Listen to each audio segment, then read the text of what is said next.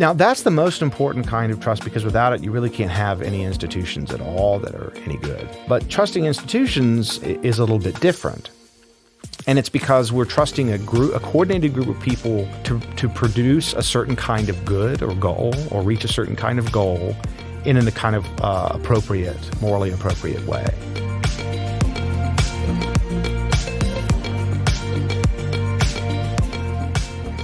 Welcome to the Acton Line Podcast, a product of the Acton Institute for the Study of Religion and Liberty. I'm Gabriel Jaja, producer.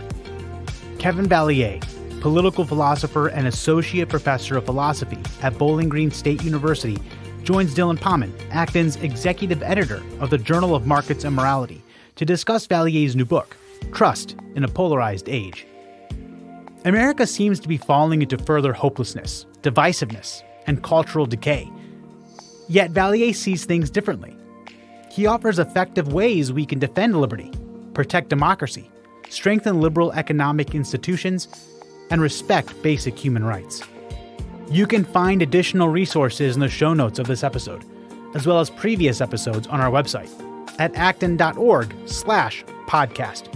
If you like this program, you can help us reach even more listeners by sharing it with a friend and leaving us a 5-star review on Apple Podcasts. We welcome your comments as well. Acton Line is available on Apple Podcasts, Google Podcasts, and Spotify.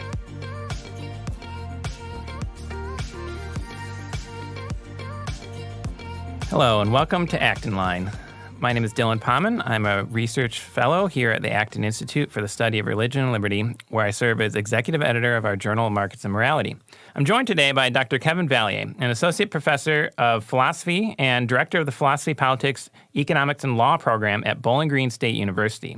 He's author of the books Liberal Politics and Public Faith, Must Politics Be War, and most recently, Trust in a Polarized Age. Kevin, welcome to the program. Thanks so much for having me. So I want to get right into this.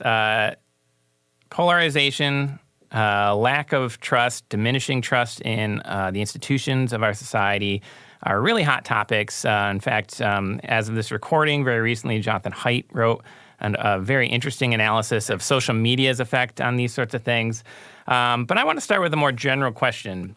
Why did you write this book? Well, it's a pretty interesting odyssey. I've been interested for a long time in trying to strip out the kind of intolerant elements within liberal political thought, particularly those that were intolerant of religious perspectives.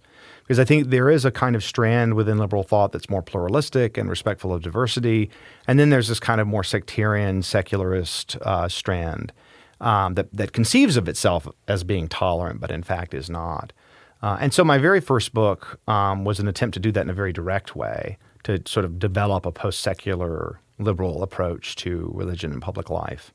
But then I started to think about the problem at a higher level of abstraction. I mean, the issue was not just do we tolerate religion, but rather how do we think about toleration across ideological differences?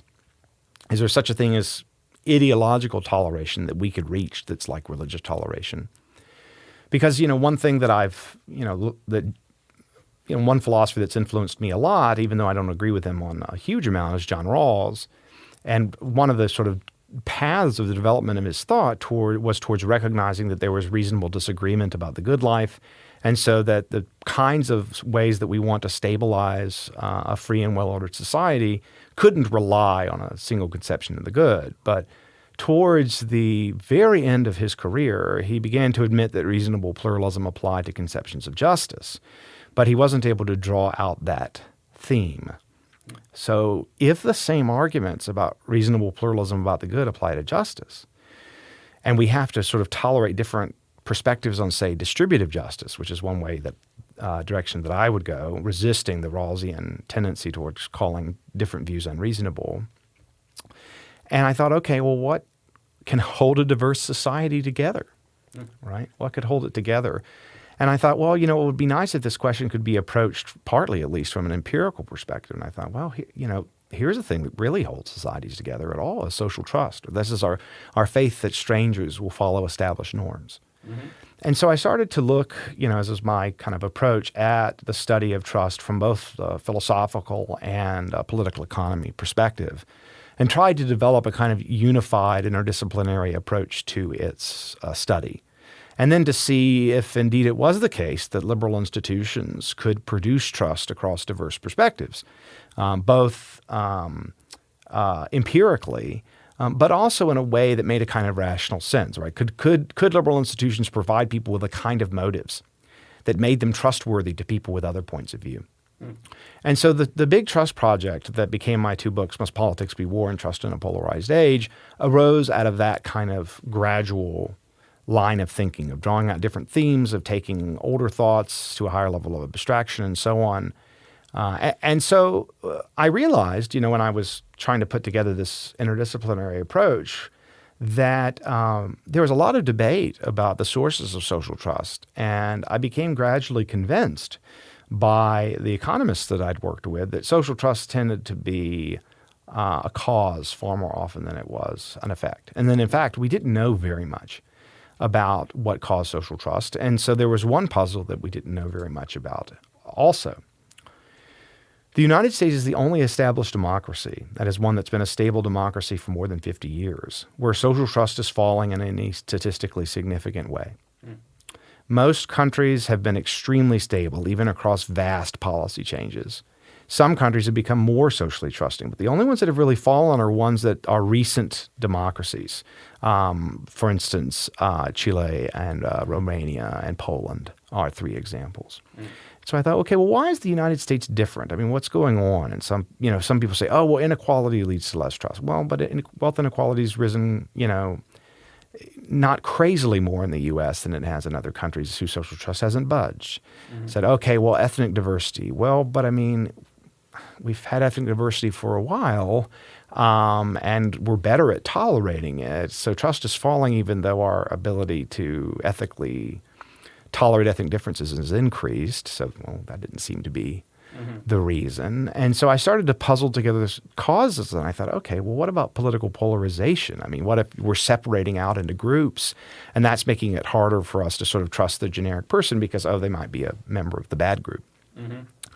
And so I developed the kind of hypothesis that I wanted to try to fight back against in the book, which is what I call the distrust divergence hypothesis, which is that falling social trust and rising political polarization are playing into each other as a kind of feedback loop. And it's really not hard to see why this would be true in a general way, right? I mean, more polarized populations might have more trouble trusting the kind of representative individual. That less trusting populations are more likely to grow polarized because when they encounter disagreement, they'll be more likely to attribute it to vice rather than confusion or mistake. And so I'm in the process now of trying to get a lot of the empirical research on that particular connection really tight and presentable in an empirical form. But as a philosopher, I'm still looking for good social scientists. So if there's people in the audience who want to join me, feel free. So that's where this book, Trust in a Polarized Age, came from, was trying to think about how to kind of stop the fall of both trust in other people, which is the most important kind of trust, but also trust in institutions, and to bring polarization more under control, and whether that meant that we needed to use liberal institutions or whether we really needed to do something very different than what we've been doing institutionally. So you mentioned already social trust. You talk about social and political trust in your book. How do you use these terms? Are they distinguished? How do you distinguish them? What would be some examples of social trust on the one hand and political trust on the other? So social trust is trust, when I think about this, in the kind of representative stranger. And when we trust, we're not just making predictions about behavior. There's a sense in which we're depending on people to act in certain ways in order to realize our plans or values. So a very common example of social trust is just being able to trust people when you're driving to follow certain informal norms, ones that aren't especially clearly codified by law, like, say, allowing someone to merge into oncoming traffic, right? This is a stranger. You're probably never going to interact with them again, but you do need to be able to rely or depend upon them for you to get from point A to point B. Again, you don't know anything about them. You don't know their religion. You don't know their values, but you do, in a sense, trust them to follow certain established norms that enable society to function well.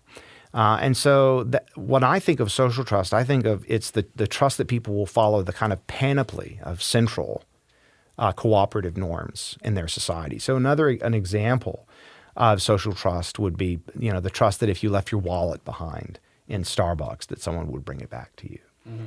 Or the trust that you're not going to be mugged if you walk in certain areas. Look at any of kind of the basic moral norms that are widely recognized and understood to apply to all. And social trust involves thinking that people tend to comply with those moral norms rather than not. Now, that's the most important kind of trust, because without it, you really can't have any institutions at all that are any good. But trusting institutions is a little bit different. And it's because we're trusting a coordinated group of people to produce a certain kind of good or goal, or reach a certain kind of goal in a kind of morally appropriate way. So, for instance, if you decide to trust the EPA, if you trust the EPA, what that means is that you trust them to protect the environment in a way that is generally non-corrupt. Mm-hmm. So there's both with political trust or institutional trust, there's a kind of input and output element. The output is we expect them to produce a certain output reliably, and the input element is we expect that they will bring about the output in accord with sort of basic moral norms. So that's what distinguishes political trust from social trust, is we're trusting a group of individuals to ethically generate certain kind of outcome. So in your introduction, you talk about the decline in trust and the growth of polarization increasing legislative gridlock. And this is one of many kind of contrarian questions I have prepared. But why is that a bad thing? I tend to think sometimes we got too many laws, and I like it when it's very hard to write new ones. Is it maybe a feature and not a bug? So, I'm a kind of classical liberal, and I think that legislatures can go wrong. But one of the things that I'm increasingly concerned about is that the institutions of a free society involve maintaining trust across diverse perspectives, and those include people who are more friendly to positive legislation than I am. And so if you have institutions where gridlock is extremely difficult, and the libertarians always winning because the law not really, because this is not the real world we're talking about. You don't win. You don't win from libertarians. Don't win from status quo bias, because the status quo isn't libertarian. Right. So the gridlock keeps the status quo in place, but it might keep things getting worse from a classical liberal perspective.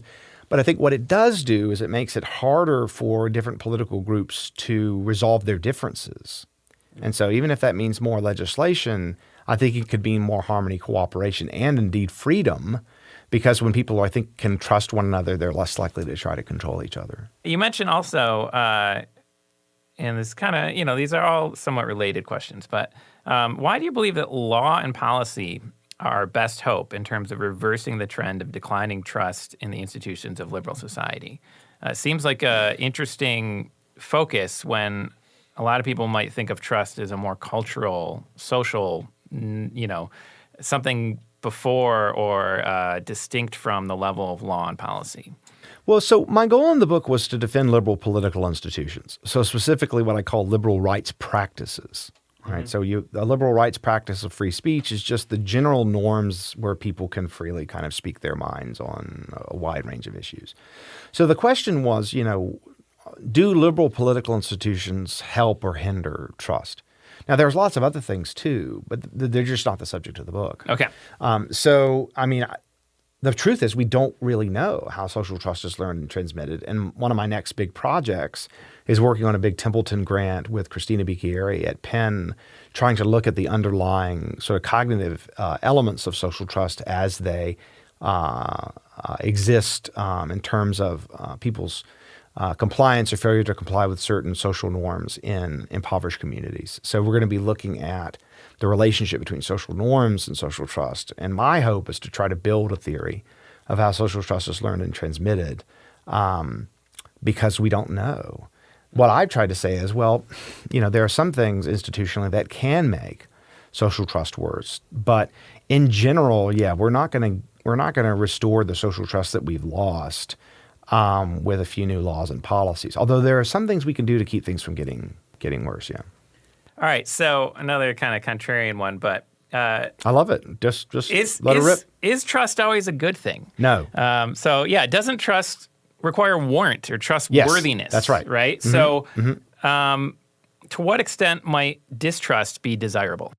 So my general thought on this is that trust is always in need of rational justification, and what justifies trust attitudes is trustworthiness, right? Mm-hmm. So we don't want to increase trust in manipulative ways by leading people to think that others are trustworthy when they aren't, right? Mm-hmm. So all the policies I talk about are ways of generating more trustworthiness. Okay. Right, and maybe even, I didn't talk as much about this in the book, of publicizing that trustworthiness. Because, if How would you publicize it? Well, for instance, it may be the case that people have just false beliefs about how untrustworthy people are. For instance, about the behavior of politicians or civil servants or things like that. Now, it might be the case they behave worse than people think, in which case it would be. But I think the better thing to do is for people to adjust their trust levels to reality, and then you try to work from there. So it's not a matter of maximizing trust, but let me make use of the distinction we had earlier between social and political trust. I think when social trust is undergirded by social trustworthiness, it's pretty much an unmitigated good. The literature on this suggests there's almost really no cost to it being high. You can build institutions better, lower crime, but more psychological well-being, more economic growth, more economic equality, even at the same time. It's just great stuff. Political trust is different, though, because you're trusting, in some cases, people that are extremely powerful and that are extremely good at masking their motives. Mm-hmm. And so if you have maximum political trust, that would be bad. But one of the things I try to convince classical liberals of is that you can have too little political trust as well. So a lot of times we think, well, it's great to not trust politicians at all. But I think this makes them behave worse in certain cases. So, for instance, if I think about it this way, Sweden has undergone massive policy changes over the last 50 years. Mm-hmm. People don't really understand how much things have changed. They kind of had a small government, and then they went for democratic kind of socialist arrangements, and then they moved towards high spending but more markets to a capitalist welfare state. Mm-hmm. By the way, their social trust levels are extremely high, and they didn't change at all across those changes. Which is extremely interesting. But here's one thing they were able to do. They were able to dramatically deregulate the economy and massively cut taxes. Now, why could they do that? And whereas in our country, if the right-wing party proposes cutting taxes, they're monsters, right? They hate the poor. But a Swedish pro-market politician can say, yeah, we need to try privatizing this industry because it's just not working out very well. When you don't trust politicians, I think the politicians end up keeping their ear low to the ground, right? They want to just do whatever their constituents want. But understanding a lot of the arguments for markets requires that the people give trust to their representatives to sort of think through the arguments a little bit more, right? So that when they're trusted, politicians can come and say, yeah, it may sound bad that we're going to privatize this, but actually because there'll be more competition, it'll work better. Mm-hmm. And the people can say, okay, I trust this guy. So I think one difficulty with low political trust is it makes it harder to liberate markets. Mm-hmm. Now, of course, it also makes it easier to justify certain expansions in government if that's what people are for. But I really think it's hard to move in a free market direction when there's very low political trust. So you've already touched on this, but I'd like to kind of tease it out. You condition your support for liberal institutions or rights, or habits, on the basis of them being publicly justified. What does it mean, in your view, for a policy or institution or practice to be publicly justified? Yeah. So, I mean, this is a really important idea, but that a lot of people are unfamiliar with the term. And philosophers bandy about it and use it in different ways. Now, I'm in the unique position of being the editor of the entry on public justification for the Stanford Encyclopedia of Philosophy. So you've literally defined it. So I get to decide what it means. Yeah. And the simplest way to explain it is that some law or policy is publicly justified when each person from their own perspective can see sufficient reason to endorse it as governing their own behavior and the behavior of others. So it's a multilateral justification, or justification to multiple perspectives. The way it's been traditionally understood sometimes is it's run together with this idea that the justification occurs in terms of reasons that all can share or that all can accept. Okay. But I think the root idea, the sort of generic idea, is just that we justify law and policy to ultimately different points of view based on the reasons that people themselves can grasp. So it's justification to people by their own lights.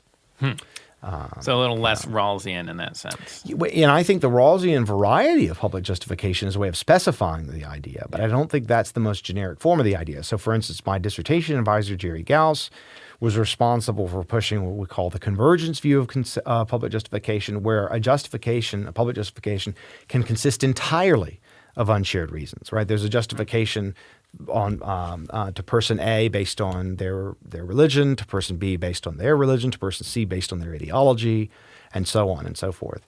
And ultimately, that is Rawls's notion of an overlapping consensus. He thinks he starts with the shared reasoning part. But I think that what's clear in his work is that there's a kind of ambiguity or tension between whether it's the shared reasons part that he thinks is really morally important, or if it's the overlapping consensus part that he thinks is really important. And I think ultimately it's the overlapping consensus portion, and that the shared reasoning is best understood as a heuristic for finding points of overlap. Okay. A public justification, for those of, maybe to get a little more obscure, but those of you who have a kind of more traditional philosophy background, in epistemology, it would be a kind of internalist justification. That is, people have access to the evidence for the claim or that's being made, or the policy that's being proposed. People can see, they can make themselves aware of what justifies the thing to them. Would you relate that to natural law? So the relation public justification and natural law is extremely complex and rich, and it's one of the other of my next projects. So there's this kind of political economy project, and there's this kind of political theology project. And there's a number of different ways of thinking about how they go together, but I think it's useful to return to Hobbes and Locke and to think about, because I think that they both have doctrines of public reason and doctrines of natural law. And I actually am controversial in thinking that you can detach Hobbes's the problematic that he raises within natural law from his metaphysics. So you can say, for instance, that the questions he raises about the ambiguity in interpreting the natural law and the need for a common interpreter would apply to any metaphysical broader perspective. It's not specific to his materialism or whatever. Yeah, it would be kind of hard for Hobbes to expect everyone to believe that God is corporeal in order for his system to work. We could get pretty deep into why he has all this wacky theology in book 3 and book 4. But the issue in the first half of the book, and the issue for Locke in the second treatise, is that people have disagreements about natural law, and they have disagreement about how to apply it. And Hobbes has this distinction that I think to many people is obscure, but I feel like I have a view about what he's after. Is he says the natural law can bind in foro interno or in foro externo. Now, in foro interno is that the natural law binds the conscience, right? You grasp the natural law, and you think you're morally bound to abide by it. Not only say because it's in itself good for you to follow, but because you think also God wants you to follow it. So, and Hobbes allows, you can see it as beneficial, you can see it as a divine command, but that's how it binds in foro interno. But it also has to bind in foro externo. That is, and this is my sort of way of understanding it following Jerry Gauss, binding in foro externo is that we can hold each other to an interpretation of the natural law. We can say, look, we've agreed that this is the way to understand it. Now, in Hobbes' state of nature, my view is it isn't a moral free zone. The natural law still binds in foro interno. But there's no common authority to make the natural law by in foro externo. No social contract. Right. Yeah. And so the state of nature is not a state free of natural law, of morality. Absolutely not. It's just a state where there's no common interpreter. There's no voice of the reason of the public. Okay. And I think for Locke, it's the same kind of idea. Now, why does natural law for Hobbes lead to public reason? Well, there's a number of different natural laws that go in that direction about keeping covenants, but also not being a judge in your own case. And people underestimate how important this is. So because, of course, there's a natural law that you aren't to be a judge in your own case. That's obvious enough. That's clear in Scripture. That's clear from just reason, right? People tend to be biased, and so you want some sort of third party. But if you apply that logic to natural law, then there's this really fascinating way in which natural law is kind of self-effacing, because the natural law tells you to submit to a common judge about natural law, which actually that judge could actually be mistaken about natural law. And so it creates this kind of natural law about the understanding of natural law, about the interpretation of natural law. And so this is, in my view, how natural law leads into public reason and why natural law theorists should be interested in public justification. Because what they're interested in is having a social order that all can accept, because we want an order based on reciprocity, and we want an order based in people, again, not being judges in their own case.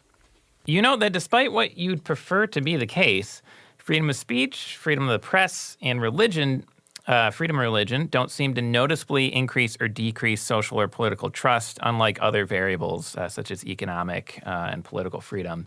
And it's not clear why. That's right. So despite the fact that your goal is to be very empirical, I'm curious if you'd care to speculate. What's your working hypothesis as to why this does not correlate positively or negatively with social? Yeah, we ran trust? the numbers. I mean, we just ran, my economist friends, we ran the numbers and just nothing came up. And that doesn't mean there isn't something more there. We just couldn't find anything enough for me to say much about. And reading all the secondary literature on social trust, running through all the different topics and subfields, and we just couldn't find anything on it. My best guess on freedom of speech and freedom of the press is that it doesn't come up that much in day-to-day life. These are things that are different than, am I being robbed? Am I being defrauded at the market? Are the police protecting me? Those are the kinds of things that I think are more salient for most people. And so those are the ones determining so much of the variance. Now, if we moved away from free speech, the way in which that's conveyed to the public could have a massive effect on trust, because the thought would be, okay, now there are these new restrictions. This is one reason I think, we're having a lot of new kind of even more serious cultural conflicts, because there are these background norms of free speech that are observed, and so they're not really moving the dial on trust very much. But if you start to mess with them, that could be a really big deal. So if you start to restrict freedom of religion, for instance, there's this norm that people think is respected for the most part, and then it starts to be massively violated. The violators are going to be trusted a lot less. That's my hypothesis anyway. So what I'd like to do at some point is look at societies that moved away from a liberal freedom that doesn't register on its own, and then to see if you can explain changes. But the problem is that changes in social trust are slow. Well, they're not. They're actually, in the U.S., they've been slow. It's been a very gradual decline over the last 50 years. Some of the new democracies, it's fallen really quickly, and we're not quite sure why. One of it might just be that they have a whole electorate to blame for outcomes rather than just a small group of people. We don't know. We don't know. Yeah. So my suspicion is that there's sufficiently entrenched norms that people aren't really they're not seeing violations and adjusting their trust on the basis of that. But if they were being violated, the fact that they are norms, people would think, okay, I can no longer rely on people to uphold this norm. That's my best guess. Again, I only tried to speak on issues where there seemed to be an empirical basis to speak. Yeah. So, yeah. So follow-up to address at least one of these aspects from a different angle. If freedom of religion doesn't seem to matter, there's currently no good evidence. What about religiosity? So, church attendance, Definitely. How often do you pray? Okay, so is there actual data on this? Yep. Protestantism predicts social trust. Interesting. So specific traditional adherence does... And post-Protestant countries remain high trust, but it looks like Protestantism is related to social trust in some way. It does predict social trust. It is I was concerned. So predictor. that's interesting, and we can talk more about that. I was actually interested more in things like so measures of religiosity are not so much religious then you get allegiance, but like how often do you go to church? How often do you pray?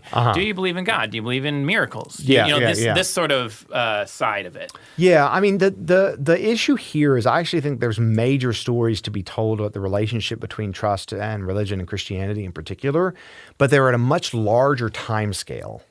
So here I'm very influenced by Joe Henrich's work. And I could talk about his story about how Christianity gave rise to high social trust cultures. It's a very strange story, but it's it's one for which he has a great deal of evidence. So I actually think that Christianity has played a very important role in creating high social trust cultures. But yeah, I think those changes operate over centuries.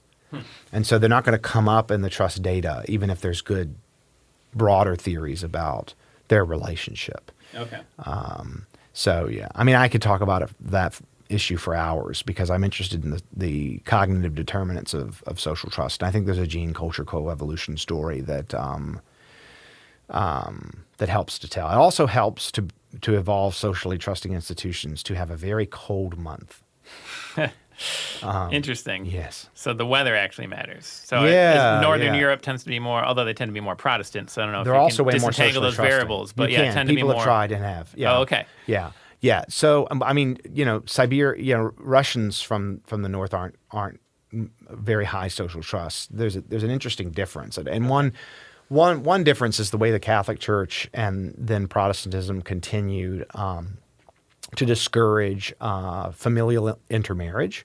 Okay. So that is discouraging, for instance, of marrying first cousins or second cousins or third cousins. Mm-hmm. And what Henrik thinks is that these kind of expanding incest taboos, the effect of them was to destroy clans. Mm-hmm. And so most societies, evolve in clans, and you trust people in your clan. You don't must trust people outside your clan. But if the Catholic Church destroyed clans, think about it. Catholic Church destroys the traditional family. Right. Yeah, right. There's a weird sort of irony there. Yes, and then what happens is you've got Sweden, so you don't have clans. You're a Swede. It's going to get really cold. There's no clans. What do you do to eat?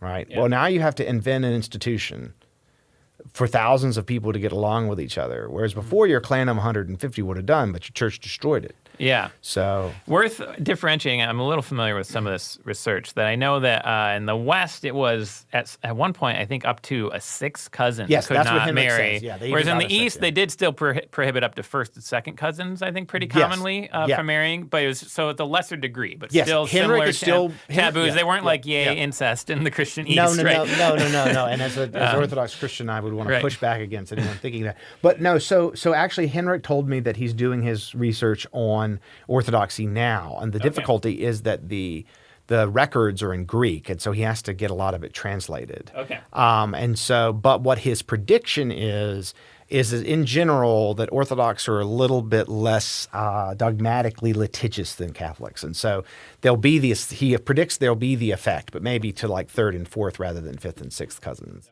We could get into a whole thing about Kiev and Russia as a very clan-based society, but I think that's too far afield. All right, so let's go through your chapters. I have one question per chapter. Yeah. Doesn't have to be like a lightning round sort of thing, but they might be. Some of them might be shorter answers than others, and that's okay. So, if politics isn't war, what isn't?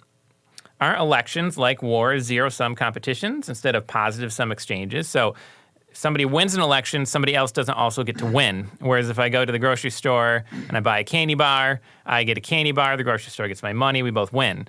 There's a likeness between those two things. If politics isn't war, what should it and hopefully could it be?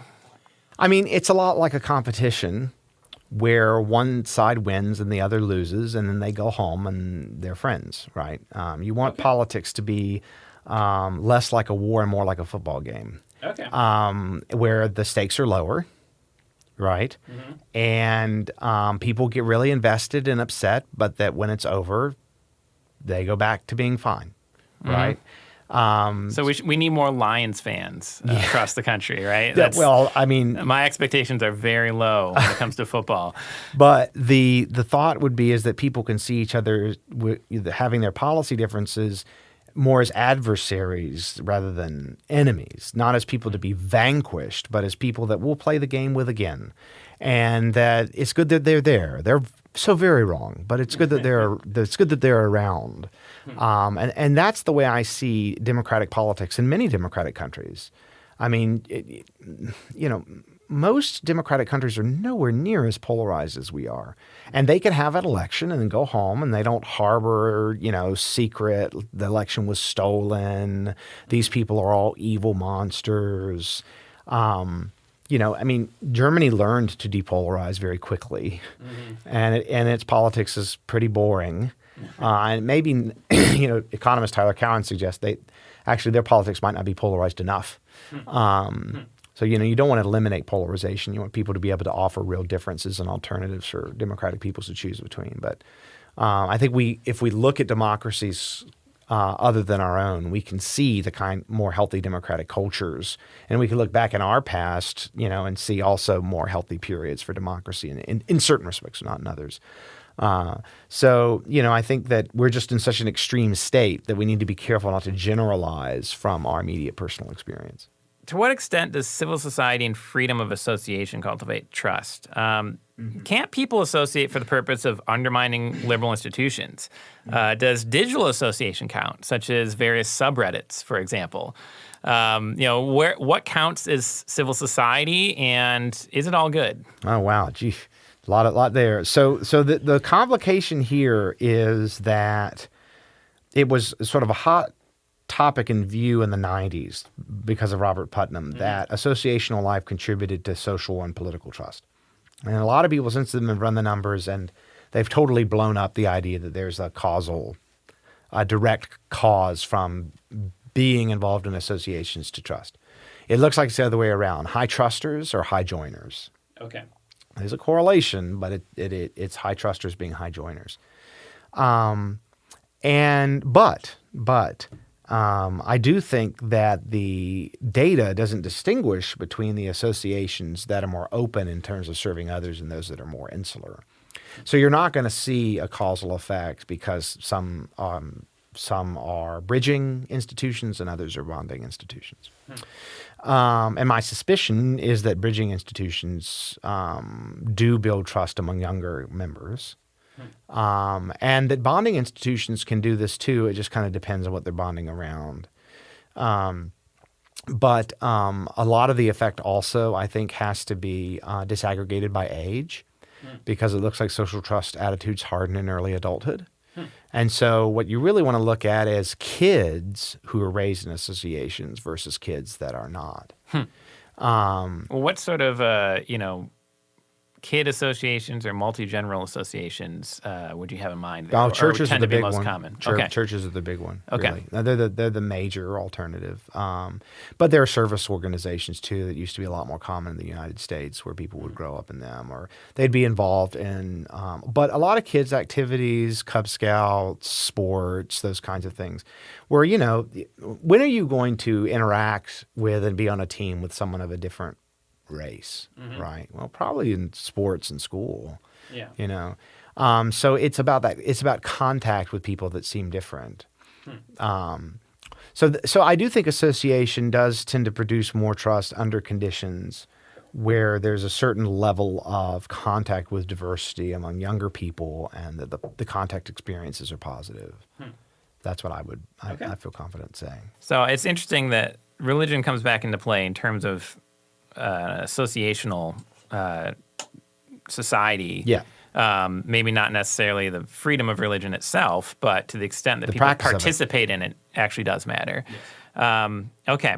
I think a lot of people would agree, or at least a lot of people listening to this podcast would agree, that market economies require some level of social trust. Yes. But how and to what extent do they encourage it? Aren't places like, Boris Yeltsin's Russian Federation counterexample to the do commerce theory that if people are just out there exchanging, they're going to learn to trust one another and things are going to get better. In Russia, you had very low trust. They kind of sort of got a more market-friendly economy. It's still very far from that, but they ended up with cronyism, oligarchs, still not a lot of social trust, a lot of corruption. To what extent is this true? Is there any limit to it? The Russia case is very difficult because you essentially obliterated commercial skill in Russia because you had communism for 80 years. Right. In Eastern Europe, you had communism, and China, you had communism for about half that period of time, right? And so people didn't forget how to transmit the ability to run basic commercial enterprises. So Russia's a really weird example because it was so ferociously anti-capitalist for so long. And so I'm disinclined to generalize from it. Another problem is that communism is one of the few things we know destroys social trust, because what communist regimes do is they pit strangers but neighbors against each other. And so you can look at East Germany even today still lags pretty far behind West German social trust. But it's very clear in the data. Communism is terrible for social trust. So for instance, at the end of before German reunification, right in 1989, about 1 out of every 20 East German adults were members of the secret police. So you literally didn't know who you could trust. Right. Yeah. And so another thing is that communism is just disastrous for social trust. So you shouldn't expect for a communist culture to just like bounce back like that. So I don't worry about Russia as a contradiction there. I also think, the highest trust countries, it's not a coincidence that they tend to have free markets. Now, they may have high tax rates, but that's different than having deregulated markets. So Sweden's, when you look at the economic freedom scores and you remove tax rate, they're really, really strong. That's one of the main places they get dinged. But that's more something government does. The market interactions are, can you go in and have a reliable exchange? Can you trust that the product is any good, and so on.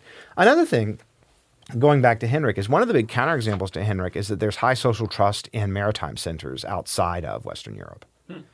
So the sort of the ports where people are interacting, cross-religiously, looks like some of those areas are higher trust.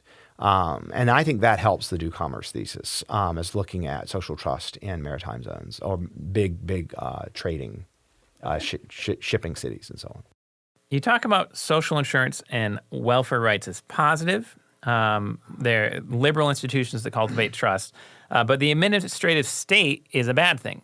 Or at least you talk about it as a bad thing. Yeah, I'm just going to where Hayek is on this. Yeah. So to what extent in the American context are those two things separable? Isn't big government necessary for a generous welfare state? So I think that what you see from the transformation of the Nordic governments is that at least high trust countries can considerably streamline what their governments are doing. So for instance, one of my co-authors, Andreas Berg, has an account of how basically the Swedish pension system works. It just operates by a series of extremely simple rules. And a lot of our social programs that aren't means tested do too. I mean, Social Security, people don't say the stuff about the Social Security office that they say about the DMV, or that they say about the IRS, or that they say about, local welfare offices, right? I mean, it is possible to run government programs just in accordance with very, very simple rules. And if those institutions actually provide a kind of safety net where people don't have to worry about their economic security, I think that's something that really does move trust in government, is that people feel like government policy ensures that they're not going to endure some absurd, pointless risk for no reason. And this rubs a lot of classical liberals, get a little worried about this. But the truth is, I think one of the biggest reasons most people aren't classical liberals is that classical liberals are weird and being unusually uncomfortable with risk. And willing, eager about innovation, eager to roll the dice, and I think that's an evolved trait within market societies. So I think classical liberals are just like very cognitively distinct. I think it's extremely important to have lots of classical liberals in any culture, precisely because it's good to have people with high risk appetites. But most people just don't have that. And the welfare state really does help people feel that the basic rug of their lives isn't going to be pulled out from under them. Would you include American bankruptcy law under this rubric? Because it strikes me as this is something historically we've been very good at, but nobody thinks of it in these terms. One of the pillars of our welfare state is our bankruptcy law. But it exactly does that, right? It allows you to take the risk without risking your entire life. I mean, in some cases, you might lose your livelihood, but you're not going to be like starving, right? And you're not going to be in a debtor's prison. Yeah. Yes. Exactly. Okay. Yeah. I mean, I think what's going to matter for trust is two things. One, that people feel economically secure, and that they causally attribute it to some human institution. Now, a lot of people aren't paying attention on bankruptcy laws, and so that may not move the dial in terms of trust because it has to be perceived. But if it were to go away, then people would notice very quickly. And so I do think it probably does help to sustain trust where people feel like, okay, bankruptcy law went away for 5 years. That was terrible because people stopped taking risks, and those that did went, or whatever, couldn't drop the debt. So yeah, I think also the welfare state can include privately financed and provided benefits, right? Like it doesn't have to be the case that to get more trust in society or whatever, that the benefits have to be dispersed in a bureaucratic context, right? I mean, you could have school vouchers, for instance. I'm not talking about the welfare state being government providing direct benefits, just rather that there exists a safety net. Right. But if a lot of it's privately provided, that's actually to the good in my mind because it helps trust in another way by promoting economic growth. Although, economic growth helps institutional or political trust, but not social trust. What is egalitarianism? Why wouldn't people trust each other more if they were all equal? So when I talk about egalitarianism in chapter 6 of the book, what I mean are regimes to the left of welfare state capitalist regimes. So welfare state capitalist regimes, I understand, is they do redistribute wealth in order to reduce poverty. And they do it to some degree to compress inequalities, but really only if we think they're going to threaten, say, democratic functioning, right?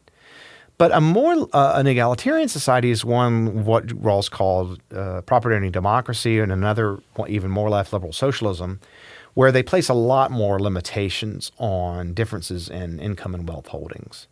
So property owning democracy, as I understand it, adds to a welfare state a capital ceiling and a capital floor. So everyone always has access not just to income but to certain assets, which I actually think isn't a problem. I mean, even Margaret Thatcher is for that. The problem with property owning democracy is the capital ceiling. Is that some people aren't allowed to own lots of capital. And one of the problems with this is that it sort of destroys a lot of the ability of the stock market to signal profit opportunities because you can't hold lots of capital. The government just taxes it away. And so so the thought here is that it's going to really hurt growth. It's going to involve a lot of coercion because people are going to sort of always be wanting to try to do better. And the floor would have to be pretty low to follow anything like truly egalitarian principles. And so it's destroying the ability of stock prices to function freely to signal profit opportunities that I think is the really big problem because it causes a lot of economic suffering, less economic growth, less effective public institutions because there's less prosperity to invest in them. So that's what I'm thinking. Do you think does it also matter that there will always be a certain percentage of the population, in particular the wealthy, who are looking for the loopholes and finding their ways around? So one of the problems with a wealth tax, which has been recently proposed, for example, is that I think something like 15 European countries tried it, and at least 9, if not more of them, within 10 years abandoned it because they had to carve out so many exceptions because people were like, wait a minute, you're going to count my house, or whatever, that it either didn't bring them revenue or people just found a way to navigate all the exceptions. And then you actually have this perception of someone who is an obvious exception to what is supposed to be the wealth cap. Now people are going to be immediately suspicious of them, less trusting of them. Yeah, no, I think, the more rules you have, the more opportunities for violations you have. And the more opportunities you have for people that are systematically really good at violating the rules. And this is another reason I think that communism is so bad for social trust is you have all of these controls, but then people who flagrantly violate them. And so you think, no, my society is completely corrupt. And one of the things we know is terrible for social trust is the perception of corruption, particularly in the legal system. If you feel like you can't trust the police and you can't trust judges, it looks like that's a proxy. You think, wow, these are like the upstanding members of my community. Like I can't trust anybody. If you have people who get away with violating the rules, and it's a particular identifiable group, that's very, very, very, very problematic from a trust perspective. You trigger people's sense of unfairness, and suspicion just pops right up. It's sometimes said, in a way that's become a meme or a cliche, that the United States is a republic and not a democracy. Conversely, for some, anything that's less than direct democracy is undemocratic. Of course, those perspectives might be easily dismissed in terms of popular rhetoric, but isn't there some truth to the idea that the U.S. Constitution was designed specifically to limit democracy, since the worry at the time was of the danger of factions and the tyranny of the majority in direct democracies? How do you define democratic constitutionalism in light of that, and how does it relate to social and political trust? Yeah, so when I think of democratic constitutionalism, I'm thinking of sort of these entrenched rules about how we make rules. And there's two sets of constitutional rules that matter. One are rules for choosing officials, and then the rules that officials you have to follow to choose law and policy. And these rules can be both permission rules or prohibition rules, right? Who can and can't run for office? When can and can't you contribute? Okay. When can and can't Congress make a law, right? Mm-hmm. So democratic constitutionalism isn't that Congress can make any law at once. There's still what I call liberal rights practices that are publicly justified such that they merit constitutional protection. Mm-hmm. Democratic constitutionalism is democratic choice within the span of liberal rights in an ongoing and stable and publicly perceivable way, so that follows a kind of rule of law where the rules are stable and well known for how the portion of things over which we make democratic decisions are indeed made democratically. So when I think of the founders, placing limits, one of the big things they're trying to do is protect basic liberal rights, and of course I'm totally on board with that. Mm-hmm. But it's also the case that I do think that it is probably better for social cooperation, given the speed at which economic circumstances can change now, for legislatures to be able to respond more quickly than the United States legislature is able to respond. And it's important to remember that just because we allow legislators to legislate a bit more easily doesn't necessarily mean we're going to have government explode, right? With plenty of legislatures, where government consumes a little bit more GDP than ours, but they can move a lot more quickly. It doesn't necessarily mean we're all of a sudden going to have big government if we don't have this, for instance, the Senate filibuster or something like that. Okay. So I think, we want to move more towards people having the sense that their input matters, that their vote isn't totally outweighed by somebody else's vote. I mean, I think a lot of what's going on with the Senate, where people feel, well, okay, if I'm in California, my vote matters way less than if I live in Wyoming or something along those lines. I don't think that's going to be good for most people feeling like they have input in the political process, or that officials are making rules based on equal treatment or equal regard. So I think when, politicians are seen as playing favorites, democratic constitutionalism is partly about preventing politicians from playing favorites. I think it can be very, very bad for trust. So preserving impartiality built into the rules of the yes, democratic order. But also that people feel they have input. So it has to be democratic, but also the rule of law. So moving to the next topic, I believe the last one, elections, of course, are essential to any democracy, but even trust in them has eroded in recent years. At the same time, there's been increased push to circumvent the legislative process by means of ballot proposals that put the power of state constitutional amendment, for example, in the hands of voters rather than their elected representatives. Do elections always increase trust, or are there some things for which elections might actually undermine it?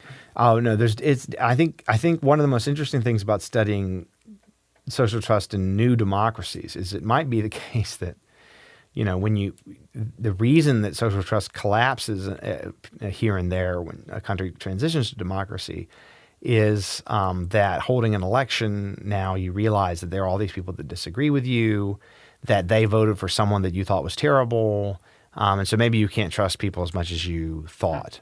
So that's possible. I also think, though, that there are a lot of different ways to run elections, and some will produce more trust than others. So, for instance, we rely way too much on primaries, which allows very extreme, suspicious people to choose the general election candidates, and then that leaves centrists and other people feeling sort of disaffected, like, why the heck are these my choices, right? And I think we should basically abolish All primaries. Okay. I think parties should choose their officials and put them up for elections. Well, they used to, right? Yes.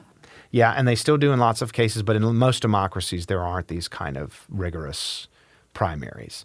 They don't make things more democratic because they give control to kind of extremely polarized ideologues. I'm curious if that's not universally true. So I think in 2016, that seemed to be the case with the Republican Party. In 2020, it seemed to be the opposite with the Democratic Party. I saw about 15 extremists and one squishy, milquetoast, kind of moderate old guy. And because of their primary system, you had not Biden win, but as soon as they got to the South, he just swept through. And because of the way their primary system is structured. It's because the party elders swooped in.